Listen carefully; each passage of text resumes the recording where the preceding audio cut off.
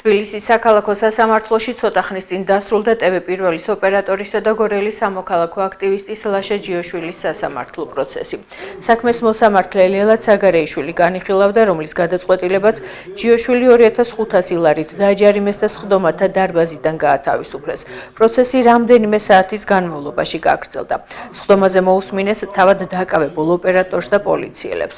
გადაწყვეტილებას პროცესზე დამსწრეთა პროტესტი მოჰყვა. ადვოკატი აცხადებს, რომ მოსამართლის მიერ დაწერილი ჯარიმა უსაფუძვლოა და მომხდარში პოლიტიკურ ნიშნებს ხედავენ.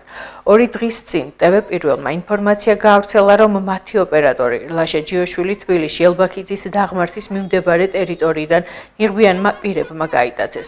მოგვიანებით კი შინაგან საქმეთა სამინისტრომ ინფორმაცია გაავრცელა და აღნიშნა, რომ ჯიოშვილი ადმინისტრაციულ სამართალდარღვევათა კოდექსის 173 მუხლით არის დაკავებული, რაც პოლიციელის კანონიერი მოთხოვნის დაუმორჩილებლობას გულისხმობს.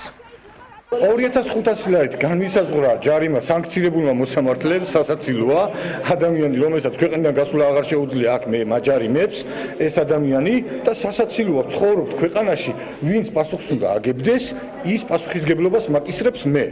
არ ვაპირებ გავჩუმდე, არ ვაპირებ რაიმე ჩემი საქმიანობა შევწყვიტო, ამ ადამიანებს მიზანი იყო ჩემი დაშინება, თუმცა ოდიში ვერ მივართვი. მათ არც ფორმა ეცვათ, არც არაფერი, რომ ლაშას ეფიქრა, რომ პოლიცია იყო და დამორჩილებოდა.